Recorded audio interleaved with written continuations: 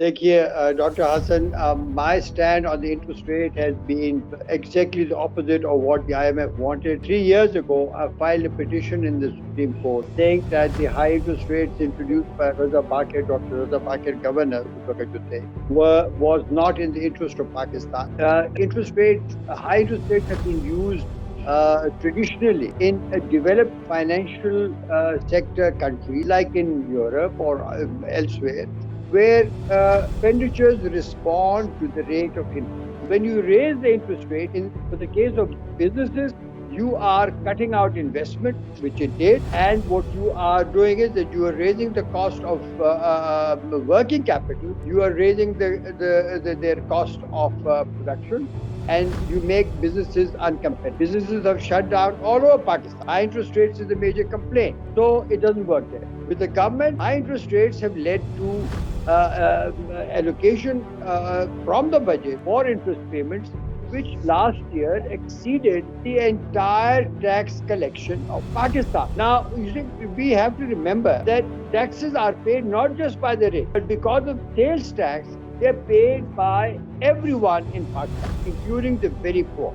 Every item is taxed at 18%. Now, 18% tax is paid by people who spend their entire income. This reduction in interest rates that the State Bank has done now is too little. It should have been at 6-7%. And that is the prescription given by the World Bank, by the IMF in Western countries, that whenever countries are heavily indebted, they have suggested what is called financial repression, which means keeping interest rates low.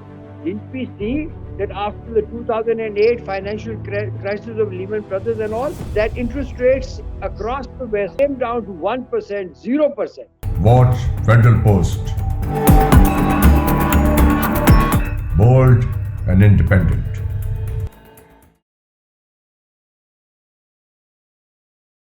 Hello, assalamu alaikum. This is Hassan Zafar with Talking Politics. I'm joined by Dr. Zubair Khan, and we are going to discuss the current state of affairs in Pakistan economy. Thank you very much, Dr. Zubair, for joining me. Thank you for.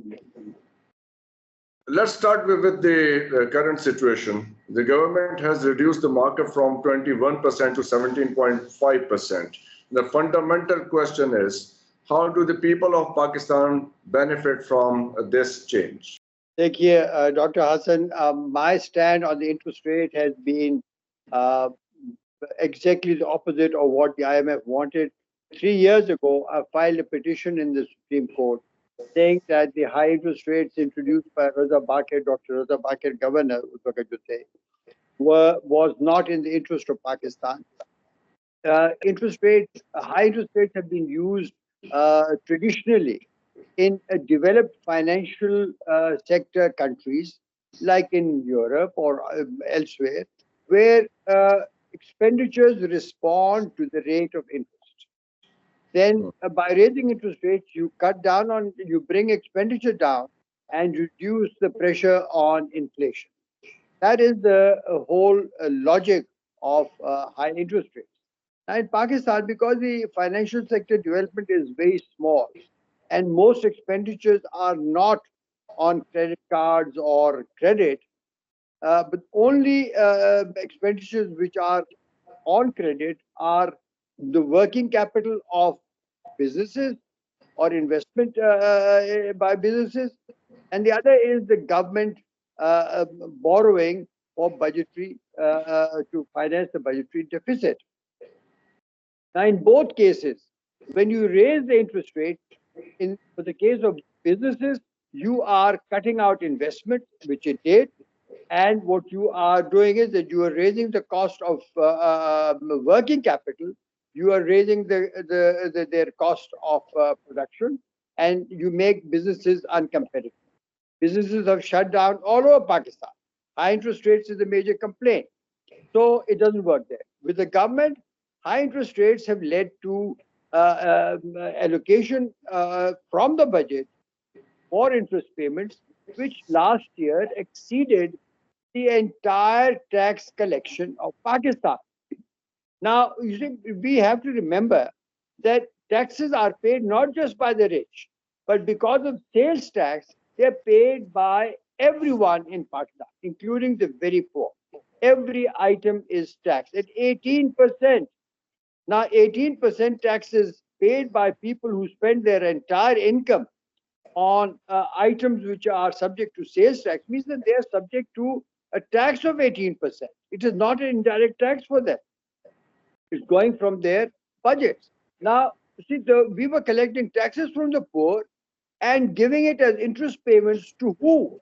To those people who have the surpluses and capital to deposit in commercial banks and the commercial banks themselves, and they were reaping in super profits. Look at the profitability charts of the banking sector produced in the IMF reports. You will see they have gone up asymptotically, skyrocketing, billions and billions. Look at the salaries they've been giving out. Our present finance minister was getting 3 crore rupees a month. Where was this money coming from? They're coming from the huge profits made by his bank on interest rates. So you can see that the money was being taken from the poor and being given to the rich. And it's Yes. falling the economy. And what was the most detrimental thing was that high interest rates, they said, are supposed to bolster your foreign exchange reserves. Now, we have known from the East Asian financial crisis that happened in 1999 that high interest rates will only attract very short term portfolio investments, which were called hot money. They come in, they reap the benefits of high interest rates, and the moment interest rates go down, because that's what the policy requirement is, this money rushes out literally in a day, in a week, or even in a couple of weeks, causing huge pressures on the exchange rate, and the exchange rate starts to depreciate. The hot money phenomena is what wrecked the East Asian economy. Only Malaysia survived a little bit better because they put controls on outflows. Now, Pakistan was following the same procedure. Now, we haven't brought interest rates down, that's why we haven't had that crash outflows. But look at the impact of high interest rates that it has, sort of killed the businesses, used the entire budget for interest payments. You can't do any what is called the investment through the budget, and it has not benefited the poor. Did it Yes. bring inflation down? No. Inflation came down recently only after the wheat prices were slashed because of the import of third-rate wheat, which killed the pockets of farmers. The wheat prices were below the price of production, the cost of production for wheat. So at the cost of the income of millions of farmers, we forced the price of wheat down. That helped the price index to decline somewhat. Otherwise, there cannot be such a sharp reduction in the price index as it happened just 2, 3 months ago. The rest is all, I think, manipulation. This is seasonal factors. And I expect the price to go up. If you look at the overall liquidity in the economy, that has remained the same. So how did prices come down? Not because of high interest rates. So this reduction in interest rates that the State Bank has done now is too little. It should have been at 6, 7%. And that is the prescription given by the World Bank, by the IMF in Western countries, that whenever countries are heavily indebted, they have suggested what is called financial repression, which means keeping interest rates low. Didn't we see that after the 2008 financial crisis of Lehman Brothers and all, that interest rates across the West came down to 1%, 0%. They kept the interest rate low because of the heavy debt that was accumulated as a result of bailing out the banks. But we, on the other hand, we've been prescribed by the IMF to raise interest rates. This goes against the very grain of prescriptions given in other countries. And Pakistan, like blindly following that, knowing that our financial sector is not developed. It has no purpose to raise interest rates. If you've done it. So coming to 17% is nothing. We should be at 7%. The policies of the state bank on interest rates has been criminal, absolutely criminal. Right. The interest rate comes down by probably 3.5% at the moment. The government has no money. The IMF $7 billion are still awaited. Without that money, how could government afford to bring the interest rate down? That is the question. Because if there is no backup money available, how can the state bank pull the interest rate down? How did they manage to do that? Look at the bizarre thing in Pakistan, that just like in the case of IPPs, who determine how much profit and what they're going to make on the power they make for the consumers, the commercial banks of Pakistan determine the rate of interest. They are the ones who are lending to Pakistan, the Pakistan company, and they determine that because interest rates are what they call market determined. So who are the players in the market? It's Yeah. commercial banks versus the state bank.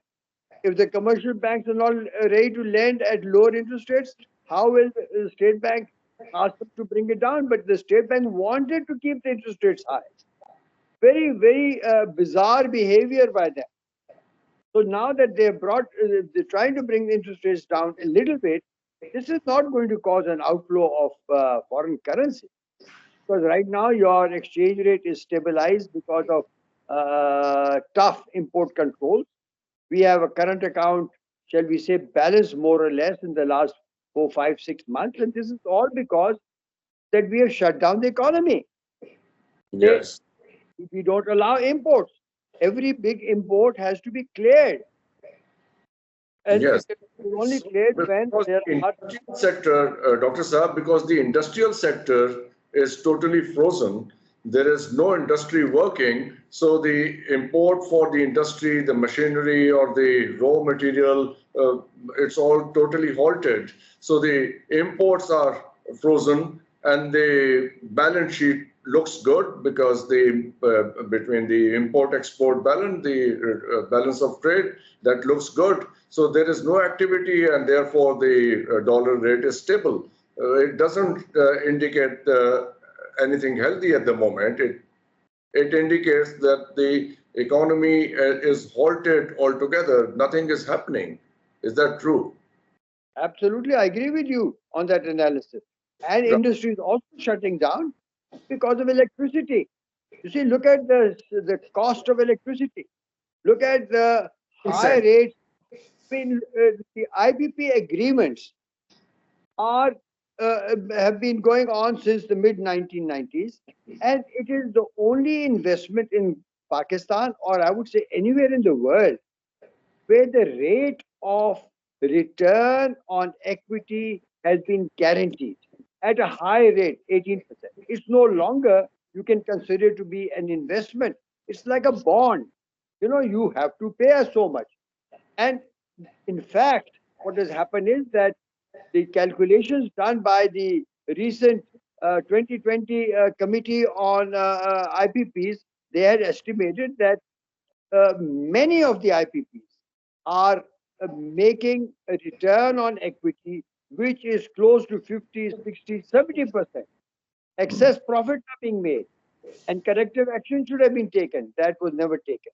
So between the high interest rates, which the commercial banks are benefiting from, and between the high electricity rates from which the IPPs are concerned, the rest of Pakistan is just being destroyed by these two strong lobbies. And who owns these banks and who owns these IPPs? These are the people who are in government, in every government. These are the big influential people.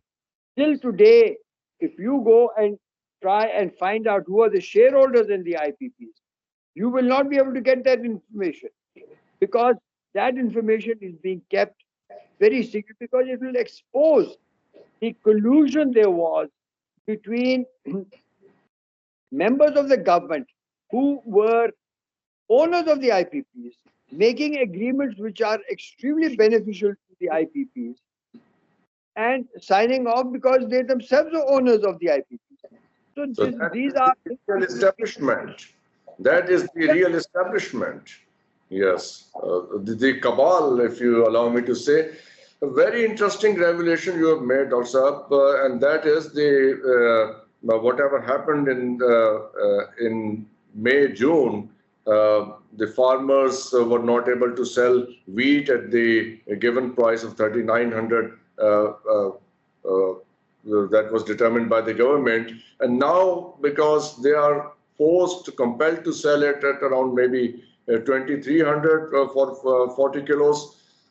So that is why the government is claiming that the food inflation has gone down, whereas other indicators show that in real terms the inflation has not gone down. It has the increased rate of the inflation has only slowed down. Is that what you mean to say when talking about the inflation? this was not a monetary policy measure, but a draconian administrative measure to import wheat which is not fit for human consumption. And that forced the prices to come down. And then only one province said that we will offer you sort of the old price that was determined as a price which would cover the cost of production. Otherwise, across Punjab, where all of the wheat is grown, the prices are hovering around 200, 2,300. And that is what has given the benefit to the price index. Right. And one more thing, you mentioned the electricity price, which is about 15 cent per unit at the moment in Pakistan, should be around 7 according to the regional standards. Now, the government is claiming, we have heard people saying that the idea was that this extra money, that extra electricity that we have at the moment, will be consumed in those industrial zones that were supposed to be established alongside the CPAC. So because that could not happen, so now we have that extra money. It was not ill-intentioned. It just so happened because of whatever happened to CPAC. Now we have this extra electricity and we have to pay for it. That is one argument that is coming up from the government side. I've heard it from different quarters. Is that true? Do you think that that is how it is? And now on top of everything, Dr. Saab, the IMF is saying before releasing the $7 billion that we are waiting for, that one of the conditions that they are putting is that we shall not give any subsidies or any benefits to those industrial zones that are already on the map. So if there are no tax holidays, no such benefits given to the tax zones, so they totally become meaningless. Yes, let me first respond to your first claim of the government. Look, industry across Pakistan is closing down. You can check from the data that is put out by NEPRA that the offtake of power from the grid by the industrial sector has come down 30%. Okay. And the chambers are saying that 50 to 60% of industry is closed down. It has nothing to do with the expected growth of industry in the new zone.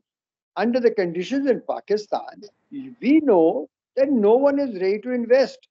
Foreign investors are leaving Pakistan in droves. Every day we find out one more foreign company is leaving the country. Pakistani investors are shutting down and taking their capital across. Pakistani skilled people are leaving the country. I read that the Labor and Immigration Department, they've said that last year 800,000 skilled Pakistanis left. And these are very, very frightening statistics. And this should wake up Pakistan that what is happening in this country. You have created a set of shall we say, economic policies, which is shutting down the economy, driving everyone out. You've raised taxes because the government, under all of these conditions, instead of cutting back on the expenditure, has raised them. Because let's face it, that let's first understand that why is Pakistan on the verge of default? Who is defaulting? Not you and me, but the government is about to default. Now, one would expect that under these conditions, whichever economic entity is facing default, they would cut expenditures down. I had been advocating that the budget which was recently passed, that should have cut expenditures by at least 30% from the previous year's level. Instead, our new banker, finance minister, and he should have known better because banks don't advise increase of expenditures to their borrowers who borrow from them when they are about to face default. Finance Minister Mr. Aurangzeb said very proudly, I am raising expenditures by 30%. Now, when you raise expenditures by 30%, and you have to reduce the budget deficit, what will happen? You will have to introduce more taxes. When you introduce more taxes, businesses which were finding it difficult to survive, even with the high cost of interest, high electricity prices, now with high taxes, they are completely shutting down. Even individuals are facing higher income tax rates. They're also fleeing, leaving the country. Pakistan is on the brink of a major economic disaster as a result of policies which are taking Pakistan in the opposite direction. IMF program is not going to save Pakistan. It's going to take us in the opposite direction. Only because the most fundamental decision that the government had to make, on the basis of which their program has been designed, was that is the government going to cut expenditures? They said, no, we are going to raise it by 30%. Then the rest of the things follow. When the high budget deficits and the high government expenditures are responsible for higher taxes, for higher inflation, and for higher interest rates. All the three markers which are killing the economy are as a result of government expenditure. Thank you very much for underpinning this thing. It reminds me immediately of Dr. Kaisar Bengali's resignation a week ago. He decided to part ways with the government on the pretext that he recommended closing down or abolishing 53 government departments, and the government only agreed on one. This was a fundamental, one of the demands of the IMF, that you reduce the government size, cut down on your expenditures, and nothing happened. And as you said, the finance minister proudly says that we have increased the government expenditures by 30%. Bravo. The government confidence, and I spoke to a member of the government today, their confidence is astounding. It is astounding because they sound like as everything is going so good. And here we stand, you're telling us that Pakistan is on the verge of a major economic disaster. Here. Listen, I mean, Dr. Hassan, the government has given themselves salary increases of 20%, 25, 30%. They have raised the salaries of everyone, whether it's in the military or in the judiciary or in the bureaucracy or whoever is working for the government. So they are protecting their incomes against the impact of eroding impact of inflation last year. Interest rates were being kept positive in real terms, meaning that even interest incomes were being protected against the erosion of inflation.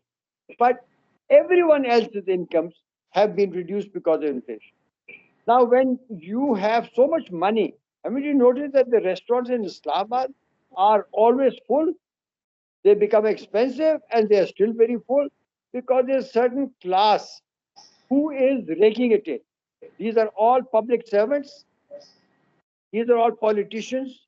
These are all the the power sector people, and these are all those who are uh, uh, earning income from interest rates. Yeah, also This include the government contractors. money is going, it's in trillions. The interest payments out of the budget last year was 7,000 billion, which is 7 trillion.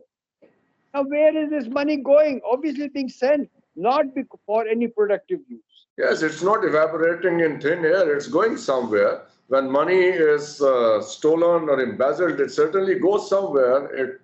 It's taken out of one pocket and put into another pocket. Simple as that. Yes.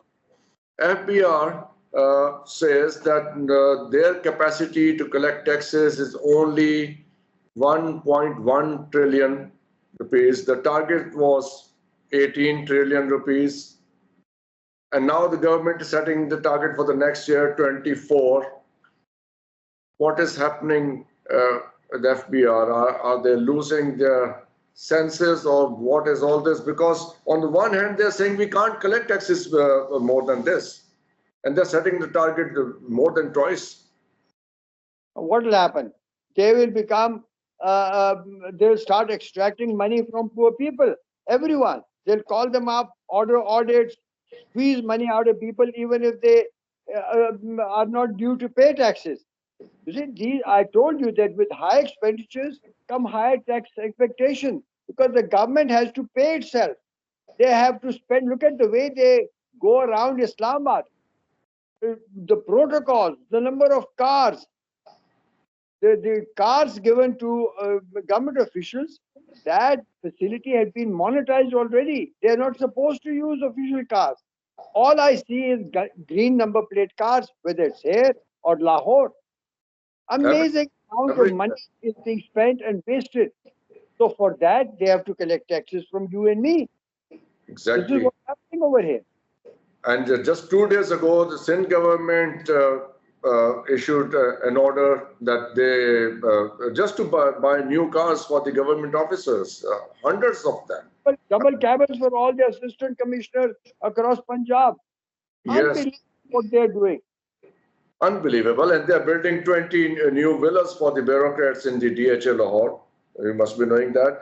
Is this any more a question of economics? What is happening in Pakistan? This is these are the signs of the demise of democracy.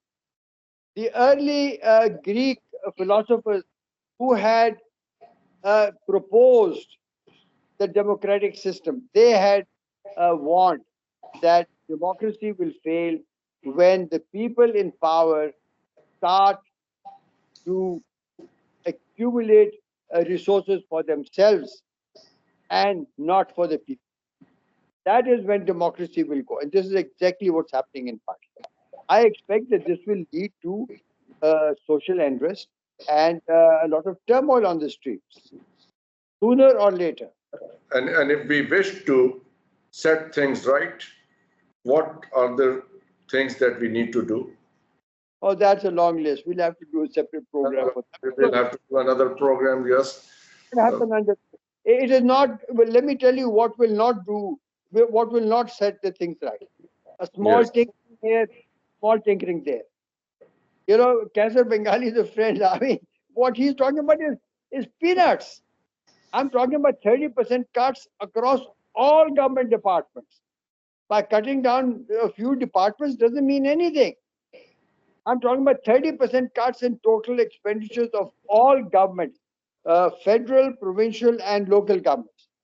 That's the only thing. See, when you look at a macroeconomic program, you will see that that's the only thing that will generate the kind of space for the current account deficit to decline because of macroeconomic reasons, not because of restrictions on import. And that is the kind of cutback that will create space for exports to grow.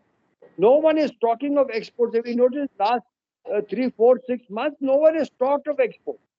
Unless we earn dollars, we can't keep borrowing more and more money. These bankers are only talking of from where to get more credit. Now they had a gap of about $4 to $6 billion in the gross financing requirement for the IMF program. And what they did was they borrowed from commercial banks from the international market. Now this is very short term money and at phenomenally high interest rates. This is going to further aggravate the debt situation. This is absolutely suicidal. I don't And know they where this is be going. serious about doing anything about it. No, no, no. So when you say what should you do, correct it, I think first of all just remove all of these people there with this warped thinking. They are living in a fool's paradise, not fool's paradise. They're living in their own cuckoo land because they're raking it in. They have tons of money and Yes. they don't realize what they've done to the economy. The buying power is finished. Tourism is finished in Pakistan because no one can afford to even sit in the car and go anywhere. Although petrol prices have come down recently, they can't afford to go because We inflation know, has eaten into we know their that. income. People are not using their cars anymore. They have bought motorbikes or maybe other vehicles to reduce their transport cost. And they So, pay the electricity.